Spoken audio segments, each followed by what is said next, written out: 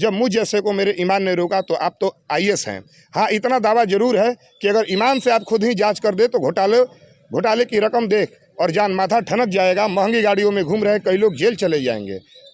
और आपसे मैं कह रहा हूं कि हाँ, ऐसा ही होगा। सरकारी खजाने के लूटती कस्ती अब आपके हवाले है। में जिला मुख्यालय में यह हाल है कि रोड 2 महीना 3 महीना में ही सड़कें टूटने लगी। जो नई सड़क बनी वो टूटने लगी और नगर का ये हाल है। लिखित आवेदन देने के बाद भी आज भी वो जांच हो सकती है। आग खत्म करने के नाम पे मेरा मुंह बंद करने की कोशिश की गई। मोटी रकम की पेशगी भी हुई, लेकिन मैं उन सरकारी अधिकारियों की तरह अपना हिस्सा लेकर चुप नहीं बैठा।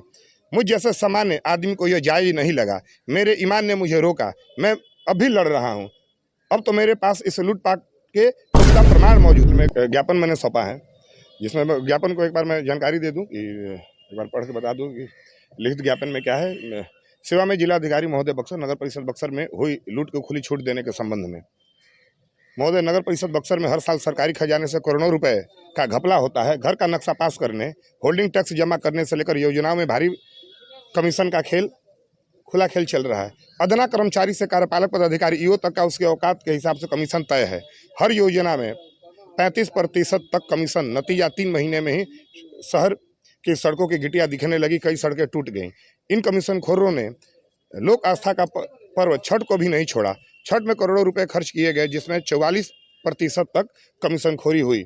अब क्या ही बताए कि चोरी की तरह तरह के हथकंडे लंबे समय से अपनाए जा रहे हैं। महोदय, ये आरोप लिखित या मौखिक नहीं, इसके पुख्ता साक्ष्य हैं। लेकिन अफसोस कि बार बार शिकायती आवेदन देने के बावजूद लगभग हर किसी ने पर्दा डालने का ही प्रयास किया। बात खत्म करने के नाम पे मेरा मुंह बंद करने की कोशिश की गई। मोटी रकम की पेशगी भी हुई, लेकिन मैं उन सरकारी अधिकारियों की तरह अपना हिस्सा लेकर चुप नहीं बैठा। मुझ जैसे सामान्य आदमी को यह जायज नहीं लगा। मेरे ईमान ने मुझे रोका। मैं अब भी लड़ रहा हूँ। अब तो मेरे पास इस लूटपाट के पुख्ता प्रमाण मौजूद हैं। यह आवेदन आपके हवाले इस उम्मीद से कर रहा हूं कि आप भारत की सर्वोच्च परीक्षा से चुने गए हैं। ईमान तो आपके पास भी होगा ही। जब मुझ जैसे को मेरे ईमान ने रोका तो आप तो आईएएस हैं।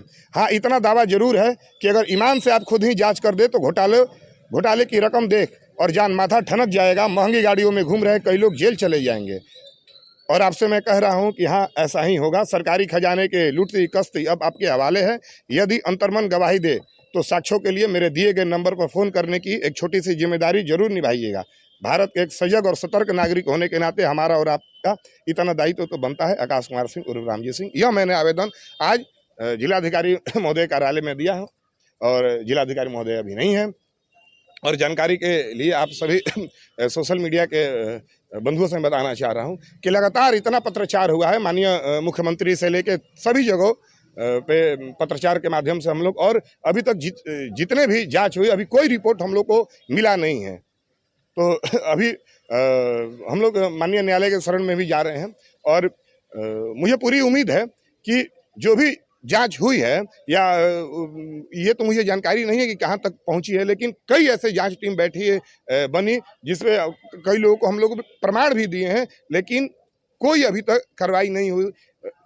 और मैं आम जनता से भी ये बताना चाह रहा हूं आप लोग के माध्यम से कि उप चेयरमैन पद बड़ा होता है कि जिलाधिकारी को लिखित आवेदन हम लोग पैड पे दिए। उसके बाद भी आज से 5 महीना लगभग पहले जम के जिला मुख्यालय में यह नगर का ये हाल, बक्सर नगर का ये हाल है, तो दूर ग्रामीण क्षेत्र की बात नहीं छोड़िए कि नगर में जिला मुख्यालय में यह हाल है कि रोड 2 महीना 3 महीना में ही सड़कें टूटने लगी। जो नई सड़क बनी वो टूटने लगी और नगर का ये हाल है। लिखित आवेदन देने के बाद भी आज भी वो जांच हो सकती है और उस पर कुछ कार्रवाई नहीं। किसी दोषी पे मैं यहाँ तक मैंने बताया कि आप जेई का, नगर परिषद के जेई का नाम बताइए, मैं उसका प्रमाण दे रहा हूँ, मैं उसका रिकॉर्डिंग दे रहा हूँ। आप किसी भी कर्मचारी का नाम बताइए, उसका दे रहा हूँ। उसके बावजूद भी अगर कार्रवाई नहीं होती है तो आप समझ सकते हैं, आम जनता समझ सकती है कि कितना बड़ा यह नेटवर्क है और इस नेटवर्क में हम लोग फिट नहीं बैठ रहे हैं। और इसीलिए अब और 10 दिन